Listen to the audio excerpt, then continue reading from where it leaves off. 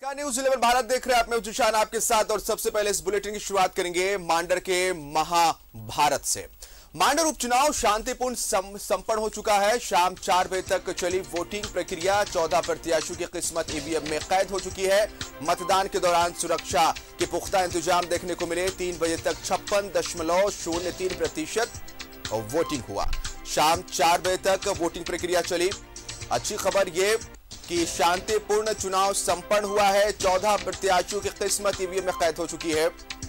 सुरक्षा के पुख्ता इंतजाम किए गए थे और ये तस्वीरें जो आप देख रहे हैं वो एक बूथ की है जहां मतदान करने के लिए मतदाता, मांडर विधानसभा क्षेत्र के मतदाता अपनी बारी का इंतजार कर रहे हैं कतारबद्ध खड़े होकर।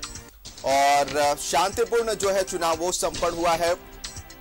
14 प्रत्याशियों की किस्मत ईवीएम में कैद हुई है।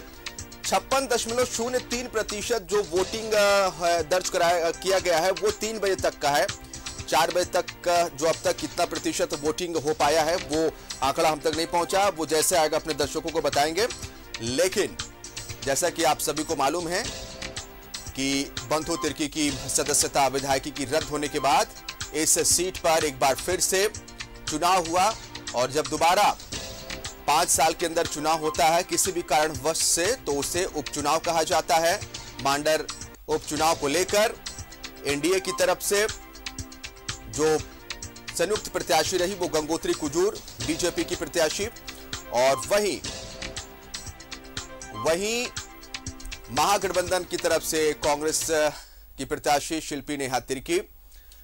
तो मांडर में उपचुनाव का मतदान शांतिपूर्ण तरीके से संपन्न हो गया।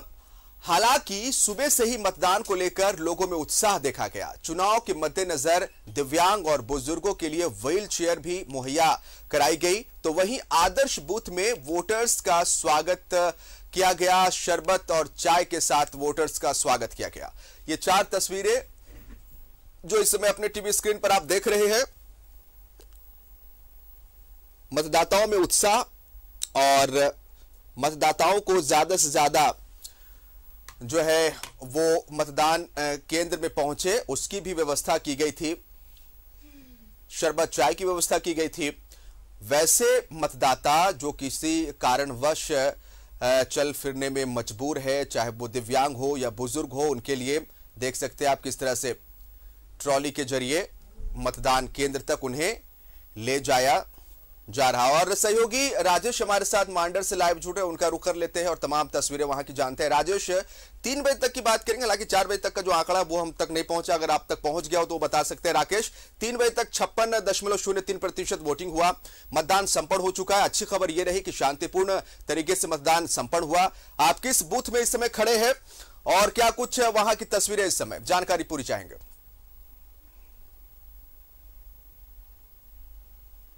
में मौजूद हूँ जिशान, और तस्वीर आप देख रहे होंगे कि चूंकि मतदान की प्रक्रिया खत्म हो चुकी है, टाइम खत्म हो चुका है।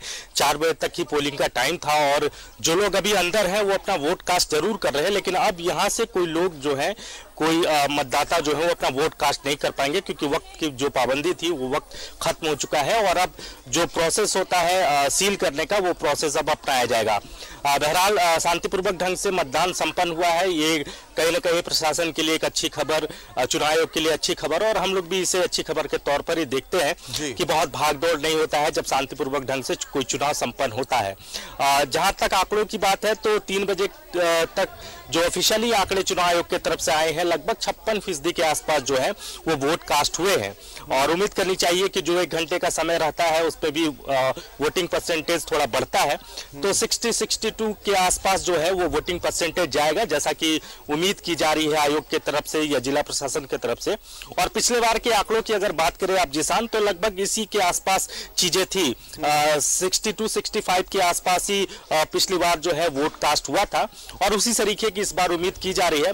आमतौर पर बाई इलेक्शन में इतना उत्साह नहीं रहता है, लेकिन सुबह से ही हमने देखा कि मांडर हो, चानो हो या दूसरे जो प्रखंड हैं तो उन जगहों पर कहीं ना कहीं वोटरों में काफी उत्साह दिखा और सुबह से ही जो वोटर्स थे वो कतारबद्ध तरीके से मतदान केंद्रों तक पहुंचे, अपना वोट कास्ट किया।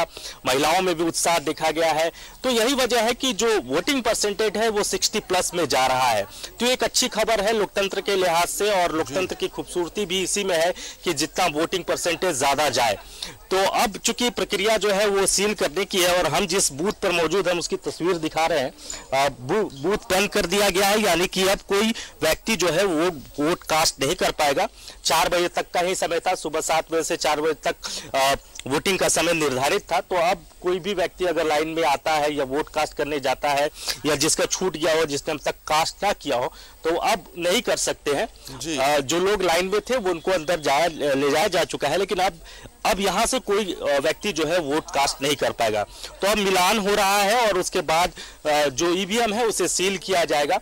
तो ये एक प्रक्रिया होती है और वो प्रक्रिया अब जो है वो शुरू हो चुकी है। जिसान सहयोगी विपिन भी जुड़े हुए, राकेश उनका रुख करते हैं। विपिन, जनता जनार्दन ने अपना जो फैसला है वो ईवीएम में डाल दिया है, यानी कि 14 प्रत्याशी की किस्मत का फैसला जो है वो ईवीएम में अब कैद हो चुका है। शांतिपूर्वक मतदान संपन्न हुआ, अच्छी बात रही जिला प्रशासन के लिए, चुनाव आयोग के लिए। पूरी जानकारी आपसे चाहेंगे विपिन। जी बिल्कुल, कुल 14 प्रत्याशियों की किस्मत अब ईवीएम में कैद हो चुकी है। सुबह 7 बजे से लेकर जो मतदान की प्रक्रिया शुरू हुई थी, तो कुल मिलाकर हम कह सकते हैं कि पूरे मांडर विधानसभा क्षेत्र में के लिए जो ये उपचुनाव हो रहा था, तो इस उपचुनाव में निष्पक्ष एवं शांतिपूर्ण तरीके से मतदान जो है वो संपन्न हो गया। और सबसे बड़ी बात कि बाई इलेक्शन होने के बावजूद जिस तरह से मतदाताओं ने इस बार अपने मताधिकार का प्रयोग करने को लेकर जागरूकता दिखाई, वो काबिले तारीफ है। तकरीबन 70% का आंकड़ा जो है वो पार कर सकता है ओवरऑल। अंतिम में अभी जिस वक्त हम जिस बूथ पे हैं, यहाँ 2 पोलिंग बूथ थे और लगभग दोनों में 70% मतदान हुआ। ये अपने आप में ये साफ दिखा रहा है कि ये जो उपचुनाव था इसको लेकर लोगों के अंदर, मतदाताओं के अंदर जागरूकता थी। और लगातार जिस तरह से तमाम राजनीतिक दलों ने अपनी ताकत झोंकी थी इस उपचुनाव में अपना झंडा फतह करने के लिए, तो ऐसे में उनकी किस्मत जो है वो जनता ने तय कर दिया है। 26 जून को मतगणना होनी है और 26 जून को यह पता चलेगा कि मांडर का नया जनप्रतिनिधि कौन होगा। लेकिन काफी दिलचस्प मुकाबला इस उपचुनाव में देखने को मिला।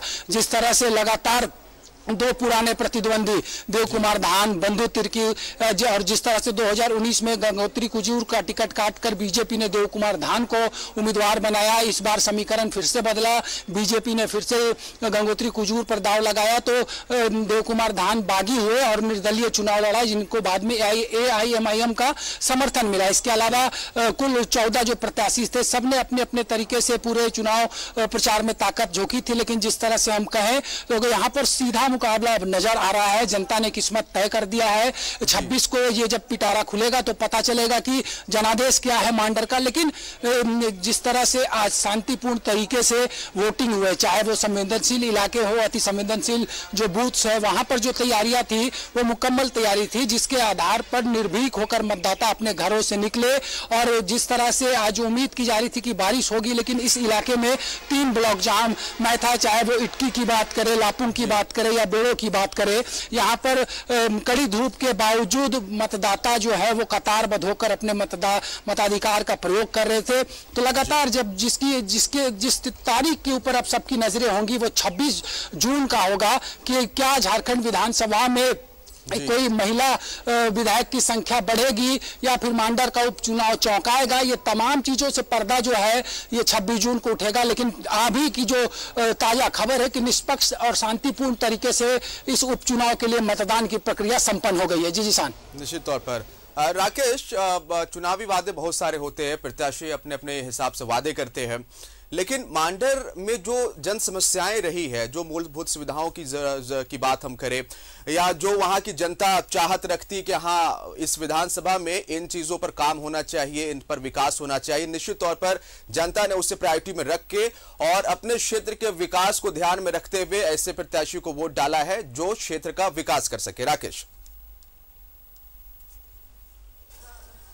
नहीं, बिल्कुल देखिए, डेवलपमेंट हर विधानसभा चुनाव में एक इशू होता है और इस बाई इलेक्शन में भी डेवलपमेंट इशू है जनता के सामने, और उसी को केंद्र बिंदु में रखकर जो वोटर्स हैं उन्होंने अपना वोट कास्ट किया है इस उम्मीद के साथ कि जो जनप्रतिनिधि यहां से चुनकर जाएंगे, विधानसभा पहुंचेंगे, वो मांडर की तस्वीर को बदलने का काम करेंगे।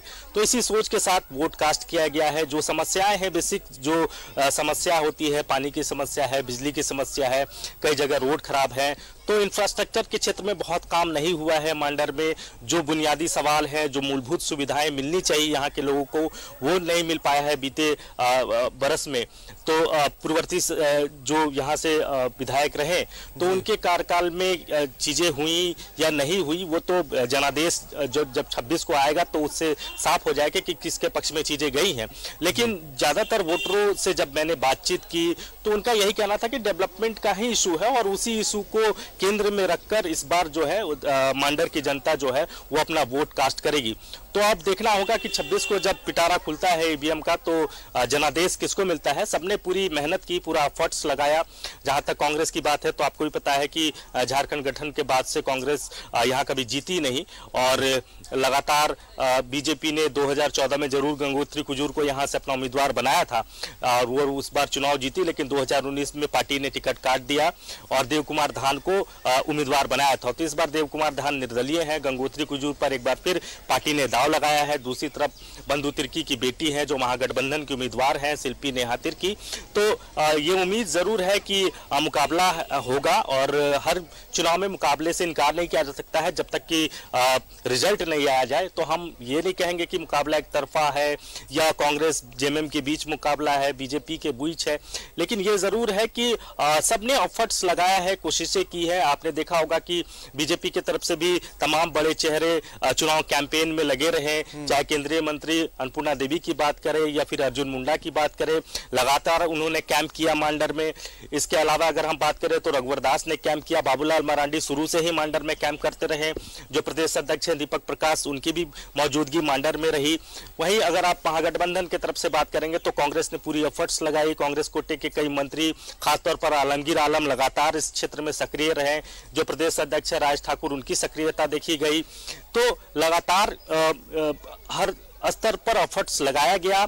खुद मुख्यमंत्री लास्ट में चुनाव में उतरे, उन्होंने ताबड़तोड़ 3 से 4 सभाएं की आखिरी चुनाव के एक दिन पहले।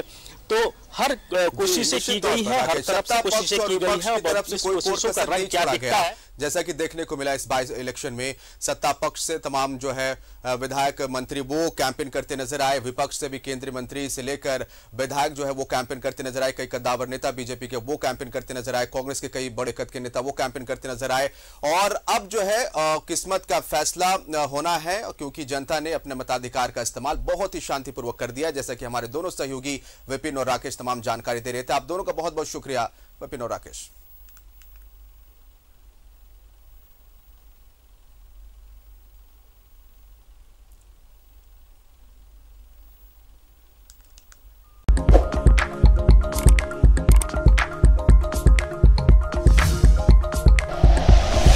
Like and share videos, subscribe करें हमारा चैनल और प्रेस करें बेल आइकॉन। न्यूज़ 11 भारत, सच है तो दिखेगा।